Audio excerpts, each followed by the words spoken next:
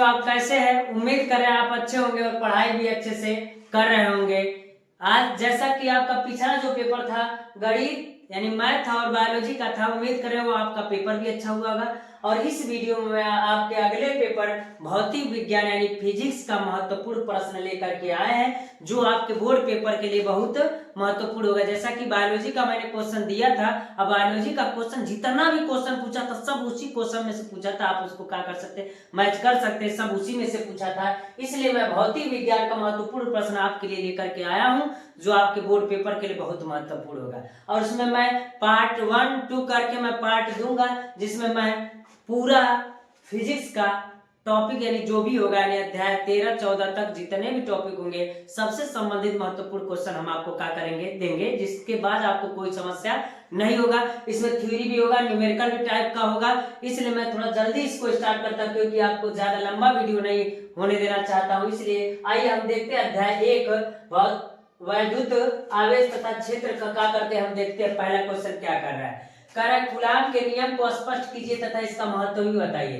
यानी कूलाम का नियम क्या होता है इसको स्पष्ट कीजिए। और कूलाम का नियम कौन नहीं जानता है। दो आवेशों के मध्य लगने वाले आकर्षण बल यानी दो आवेश रहता है, उनके बाद दोनों आवेशों के आकर्षण बल जो होता है दोनों आवेशों के गुणनफल के अनुक्रमानुपाती तथा उसके बीच की दूरी के वर्ग के व्युत्क्रमानुपाती था। ये Q1 मान लीजिए, इसको क्या कर लीजिए Q2 मान लीजिए, और इसके बीच की दूरी R मान लीजिए। तो यह बराबर क्या होता है, तो हम कहेंगे Q1 इंटू Q2 बट्टा में क्या होता है, तो हम कहेंगे Q1 इंटू Q2 बट्टा में R स्क्वायर होता है। इसे कूलम का नियम हम कहते हैं। तो आसानी से याद हो जाएगा, इसको देख लीजिए। अगला क्वेश्चन कर रहा है वैद्युत क्षेत्र रेखाओं से आप क्या समझते हैं, इनके गुण भी लिखिए। तो वैद्युत क्षेत्र रेखाओं से आप क्या समझते हैं, इसको भी आप देख लीजिएगा। अगला कह रहा है वैद्युत द्विध्रुव आघूर्ण से आप क्या समझते हैं, इसका मात्रक तथा विमाय भी लिखिए। और मैं आपको बता दूं वैद्युत द्विध्रुव आघूर्ण से आपसे क्वेश्चन पूछेगा, इसलिए इससे संबंधित जितने भी टॉपिक होंगे उसको आप क्या कर लीजिएगा, तैयार कर लीजिएगा। अब ये क्या कर रहा है वैद्युत फ्लक्स से आप क्या समझते हैं। तो वैद्युत फ्लक्स से आप क्या समझते हैं, तो हम कह सकते हैं जब किसी पदार्थ को वैद्युत चुंबकीय क्षेत्र में रखा जाता है तो उस पदार्थ से होकर जाने वाली चुंबकीय बल रेखाओं की संख्या को हम क्या कहते हैं, तो वैद्युत फ्लक्स कहते हैं। इसे किससे, फाई से प्रदर्शित करते हैं। हमने कहा कि मान लीजिए कोई चुंबकीय क्षेत्र है, चुंबकीय बल रेखाएं जा रही हैं, इसमें अगर किसी भी पदार्थ को हम रख देते हैं तो हम कहेंगे इस पदार्थ से होकर जाने वाली चुंबकीय बल रेखा, मान लीजिए यहाँ से यहाँ तक 1 2 3 4 ही तो चुंबकीय बल रेखा जा रही, बाकी तो ही निकल जा रहा है। क्या इससे हो करके जा रहा है क्या, तो जो इस पदार्थ से हो करके जाता है उन्हीं की संख्या को हम क्या कहते हैं, वैद्युत फ्लक्स कहते हैं। इस क्वेश्चन को भी आप क्या कर लीजिएगा, पढ़ लीजिएगा अच्छे से। अगला क्वेश्चन कह रहा है 5 क्वेश्चन है, पांचवा और अंतिम क्वेश्चन कर रहा है वैद्युत द्विध्रुव आघूर्ण से आप क्या समझते हैं। वही बात, द्विध्रुव आघूर्ण से आप क्या समझते हैं, वैद्युत द्विध्रुव आघूर्ण के कारण अक्षीय स्थिति में R दूरी पर, अक्षीय और एक होता है निरक्षीय, तो अक्षीय स्थिति में R दूरी पर स्थित बिंदु पर वैद्युत क्षेत्र की तीव्रता का व्यंजक क्या कीजिए, ज्ञात कीजिए। तो हो सकता है आपके अक्षीय भी पूछ सकता है और निरक्षीय भी पूछ सकता है। इसलिए प्यारे बच्चों आप क्या कीजिएगा, अक्षीय और निरक्षीय दोनों देख लीजिएगा। और इससे कभी कभी आपसे न्यूमेरिकल पूछ लेता है, इसलिए आंकिक प्रश्न भी आप क्या कर लीजिएगा, इस चैप्टर से भी देख लीजिएगा। 3-4 अध्याय का आंकिक प्रश्न आप देखिए न्यूमेरिकल वाला, उससे पूछते हैं। अगला अध्याय जो दूसरा है स्थिर वैद्युत विभव तथा धारिता, तो इससे संबंधित आप क्वेश्चन पढ़िएगा। मैं बता रहा हूँ कौन कौन सा इंपॉर्टेंट होगा। वैद्युत विभवांतर की परिभाषा लिखिए तथा यम-के-एस पद्धति में मात्रक लिखिए। तो वैद्युत विभवांतर कौन नहीं जानता, आप तो और अच्छे से जानते होंगे वैद्युत विभवांतर किसे कहते हैं, तो विभवांतर को पढ़ लीजिएगा। अगला क्वेश्चन करा परावैद्युत पदार्थ क्या है, अध्रुवी परावैद्युत पदार्थ क्या होता है, अध्रुवी परावैद्युत क्या होता है, इसको भी समझाइए। अगला करा वैद्युत द्विध्रुव के कारण अनुदैर्ध्य स्थिति में R दूरी पर विद्युत विभव के लिए व्यंजक, हमने कहा वैद्युत द्विध्रुव आघूर्ण से क्वेश्चन आपको पूछेंगे।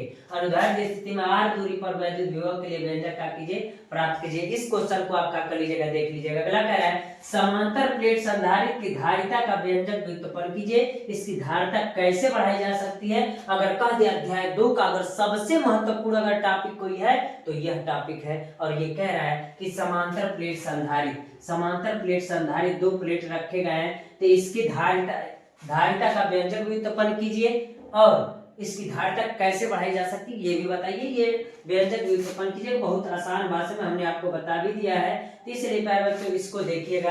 अगला क्वेश्चन का वैद्युत संधारित्र क्या होता है, इनके संयोजन को भी समझाइए। संधारित्र क्या होता है, तो संधारित्र एक ऐसी युक्ति होती है जो अपने अंदर आवेश को क्या करती है, संचित करती है। तो इनके संयोजन को श्रेणी क्रम में संयोजन और समांतर क्रम में संयोजन को भी क्या कीजिए, समझाइए। तो दोनों स्थितियों को आप क्या कर लीजिएगा, देख लीजिएगा और इससे आंकिक प्रश्न भी देखिएगा जो आपके लिए बहुत महत्वपूर्ण होगा। इससे आंकिक क्या देता है, संधारित्र वाला देता है जो समांतर श्रेणी क्रम में जोड़ देगा या मिश्रित करके जोड़ देगा, तो उसका मान पूछ देगा, तो आप क्या कीजिएगा, ज्ञात कीजिए। जो अगला अध्याय आपका अध्याय 3 है वो इस प्रकार है। बच्चों जो अगला अध्याय आपका है अध्याय 3 से जो महत्वपूर्ण प्रश्न है वह यह है। पहला कह रहा है इलेक्ट्रॉनों के अपवाह वेग या अनुगमन वेग से आप क्या समझते हैं। तो मैं आपको बता देना चाहता हूं, या तो बस अपवाह वेग भी पूछेगा तब भी यही रहेगा, या अनुगमन वेग कह देगा तब भी यही लिखिएगा। इस बात का ध्यान दीजिएगा। और अनुगमन वेग का फार्मूला भी पूछ सकता है। धारा घनत्व तो जैसे आप क्या समझते हैं इसका एमकेएस मात्रक तथा विमी सूत्र भी क्या कीजिए, लिखिए। अगला क्वेश्चन कर रहा है किसी वैद्युत परिपथ के लिए किरचॉफ के दोनों नियमों का उल्लेख कीजिए, इसकी सहायता से व्हीटस्टोन सेतु की संतुलित होने की दशा में प्राप्त कीजिए। यानी किरचॉफ का नियम भी लिखना है और संतुलित होने की दशा में व्हीटस्टोन सेतु को भी क्या करना है, समझाना है। अगला कर रहा है विशिष्ट प्रतिरोध क्या है या प्रतिरोधकता से आप क्या समझते हैं, समझाइए। तो विशिष्ट प्रतिरोध या प्रतिरोधकता को समझाइए। ये सब टॉपिक आपको याद होगा, कोई दिक्कत नहीं, बस एक बार रिवीजन करना है। हाँ, इस क्वेश्चन को देखिएगा। सेलों के आंतरिक प्रतिरोध से आप क्या समझते हैं, सेलों के विद्युत वाहक बल तथा टर्मिनल विभवांतर में अंतर स्पष्ट कीजिए कि क्या होता है। सेलों के विद्युत वाहक बल और टर्मिनल विभवांतर में अंतर क्या होता है उसको लिखिएगा।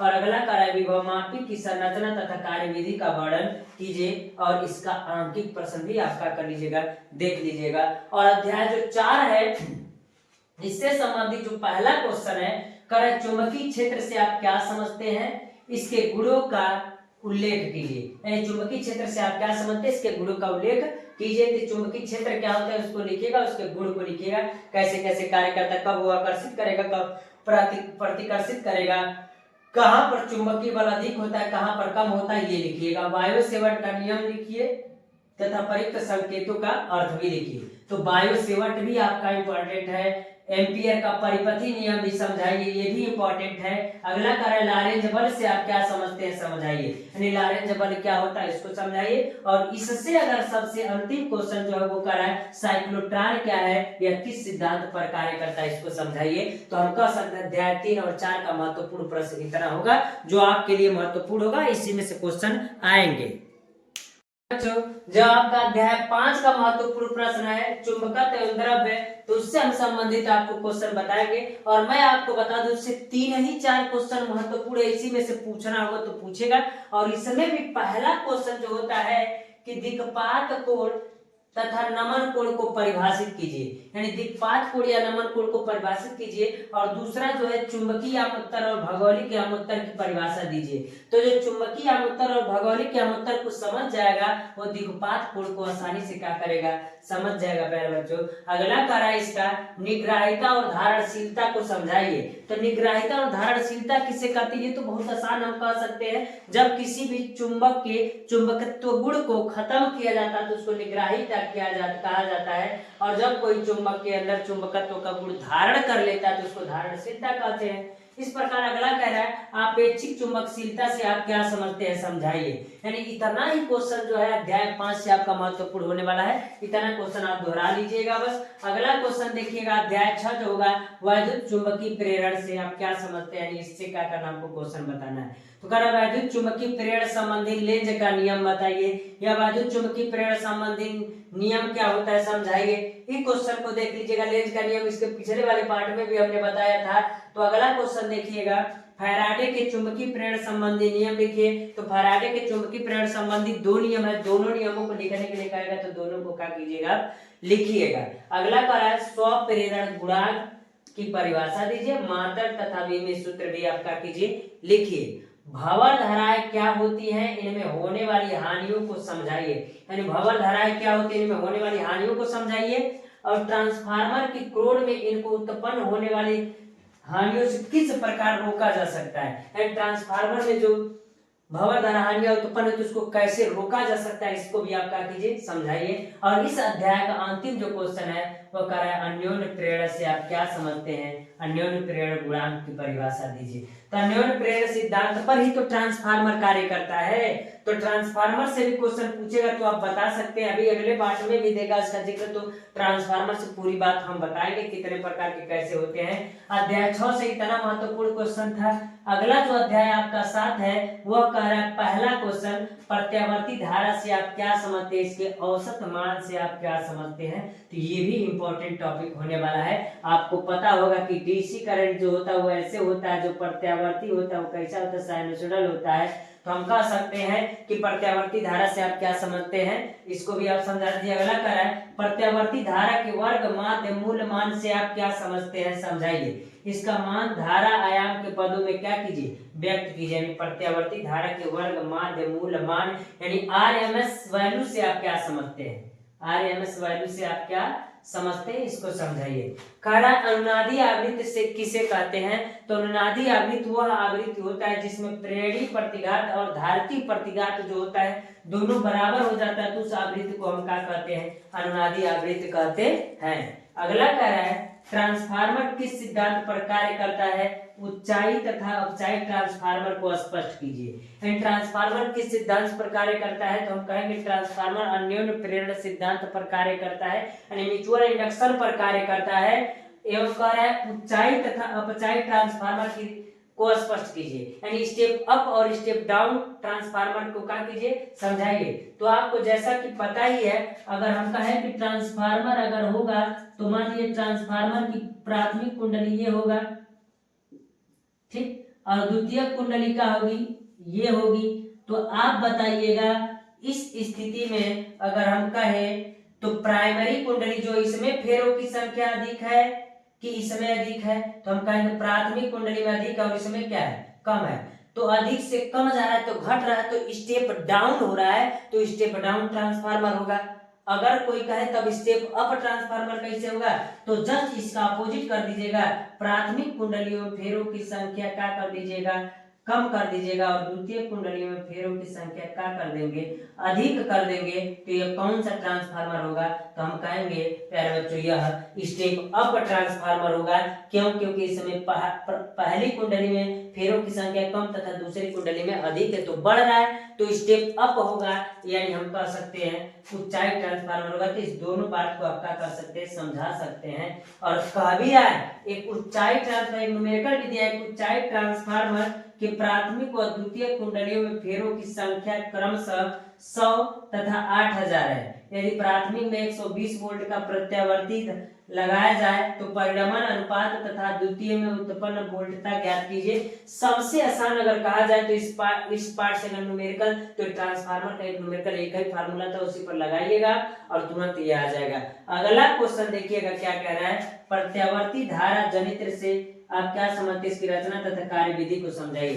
प्रत्यावर्ती धारा जनित्र क्या होता है उसको आप समझाइए कि क्या होता है। तो हम कहेंगे प्रत्यावर्ती धारा जनित्र जो होता है उसको पूरा चित्र के द्वारा समझाना है कि दो चुंबक होते हैं, एक स्थायी चुंबक होता है जिसमें दो ध्रुव एन और यस होते हैं, उसमें आर्मेचर होता है, और उसमें हम कह सकते हैं कि आर्मेचर भी होता है, और उसमें क्या लगता है, ब्रूस लगता है कि विभक्त बनाया लगता है। आप इस सब चीजों को आप क्या कीजिएगा, समझाइएगा। तो इस प्रकार हम कह सकते हैं अध्याय 5 और 6 का हो गया, और 7 अध्याय का कुछ क्वेश्चन बाकी है जो इस प्रकार होगा। अध्याय 7 था, उसका एक और टॉपिक था, कहने का मतलब एक इंपॉर्टेंट क्वेश्चन था, निम्न पर टिप्पणी लिखिए। प्रेरणी प्रतिघात क्या होता है, धारती प्रतिघात क्या होता है, प्रतिबाधा क्या होता है। तो हम आपको बता दें अलग से भी इससे क्वेश्चन पूछ देता है न्यूमेरिकल कि प्रेरणी प्रतिघात क्या होता है, धारती प्रतिघात क्या होता है, उसको क्या कीजिए बताइए। तो मान भी दिया रहेगा, पूछ भी सकता है न्यूमेरिकल। अगला कर है किसी प्रत्यावर्ती धारा का शिखर मान 10 कड़ी में 2 एम्पियर है, तो धारा का वर्ग माध्य मूल मान क्या कीजिए, ज्ञात कीजिए। तो धारा का वर्ग माध्य मूल मान ज्ञात कीजिए क्या होता है, तो इसको भी आसानी से कर सकते हैं, एक लाइन का क्वेश्चन है बस। अगला जो कह रहा है ये देखिएगा जरा, 1.94 हेनरी प्रेरक 10 माइक्रोफैरड संधारित्र तथा 25 ओम प्रतिरोधक का एक प्रतिवर्ती धारा V बराबर 282 साइन 100 t वोल्ट के साथ श्रेणी क्रम में जोड़ा गया है, तो परिपथ का प्रतिबाधा वर्ग माध्य मूल मान क्या कीजिए, ज्ञात कीजिए। तो इस प्रकार प्यारे बच्चों अध्याय 7 का महत्वपूर्ण क्वेश्चन हो गया। अब जो अंतिम आज का जो पार्ट है, पार्ट 1 जो है, इसका अंतिम क्वेश्चन यानी अध्याय जो है वह आपका है अध्याय 8, जिसका पहला क्वेश्चन, इसमें इंपॉर्टेंट क्वेश्चन एक ही जो है, तो कह रहा है विद्युत चुंबकीय तरंगे क्या है, विद्युत चुंबकीय तरंगों के 4 गुण लिखिए कि 4 गुण क्या होते हैं। और दूसरा कह रहा है वैद्युत चुंबकीय स्पेक्ट्रम से आप क्या समझते हैं, और इसका लास्ट क्वेश्चन कह रहा है विस्थापन धारा से आप क्या समझते हैं, समझाइए। तो प्यारे बच्चों इतना क्वेश्चन आपके लिए महत्वपूर्ण होने वाला है पार्ट 1 में। एक और मैं वीडियो लेके आऊंगा पार्ट 2, और पूरा फिजिक्स आपका क्या हो जाएगा, खत्म हो जाएगा, और इसको पढ़ करके आप पेपर दे सकते हैं। इसमें आपको पेपर में कोई दिक्कत नहीं होगा, सब क्वेश्चन इसी के अंदर से आएंगे। न्यूमेरिकल थोड़ा सा आप देख लीजिएगा, मैंने बता दिया कहाँ कहाँ न्यूमेरिकल, इससे भी न्यूमेरिकल पूछता है, तो इस पार्ट से भी न्यूमेरिकल देख लीजिए अध्याय 7 से। इसलिए प्यारे बच्चों इतना क्वेश्चन आपके लिए इंपॉर्टेंट होने वाला है। आज के लिए इतना हम रहने देते हैं प्यारे बच्चों, धन्यवाद।